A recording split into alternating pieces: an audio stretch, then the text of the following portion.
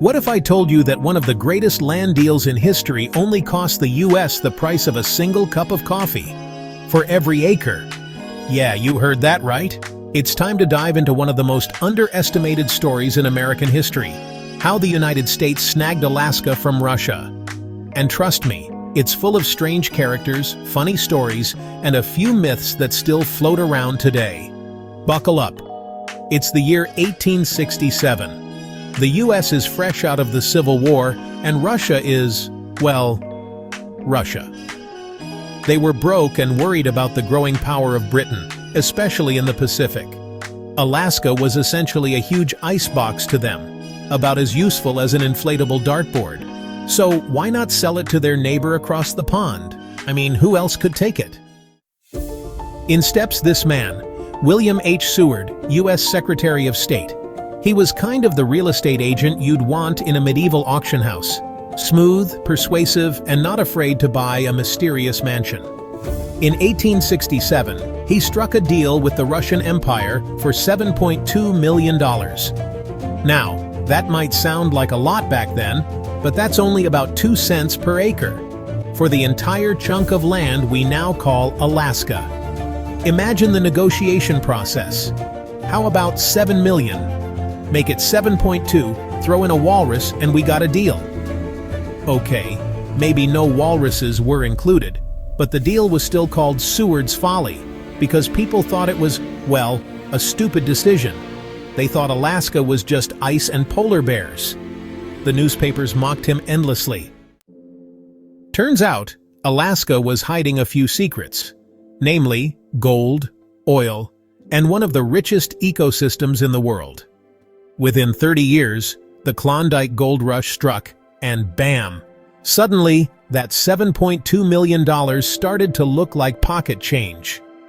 Now, if you ever visit, make sure to check out Denali National Park, home to the tallest peak in North America. And for something truly magical, the Northern Lights, which put any light show you've ever seen to shame. Section 3. Hilarious Curiosities and Myths. Here's where things get really interesting. There's a hilarious myth that Russia can technically take back Alaska if they want. The story goes that Russia has the option to reclaim Alaska if they ever run out of vodka for more than a month. Of course, this is pure fiction. Russians running out of vodka? Yeah, right. But on a real note, Alaska was home to indigenous people for thousands of years before any of this happened. The Tlingit, Haida, and Inupiat peoples all lived here long before the land trade-offs of empires, and their cultures are still a strong presence today. Section 4. Places to visit and cool facts.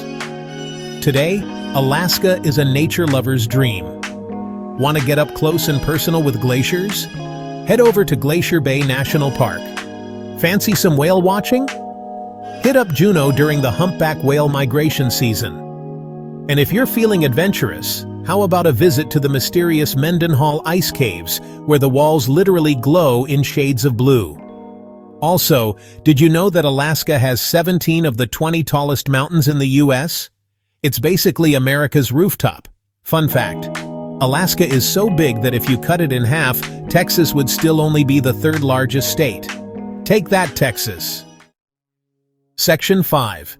The Aftermath and Legacy. So, what's the legacy of this icy deal? Well, aside from oil wealth and a treasure trove of natural resources, Alaska has become an iconic symbol of rugged, untamed beauty. It's a place where you can find peace in the wilderness or excitement in adventure. It's also home to some quirky laws. Did you know it's illegal to whisper in someone's ear while they're moose hunting? Yep, Alaska takes its hunting seriously. And to think, all of this because William Seward saw potential in a frozen land that others mocked. So, next time you see Alaska on the map, remember, there's a lot more there than just ice and polar bears. Outro.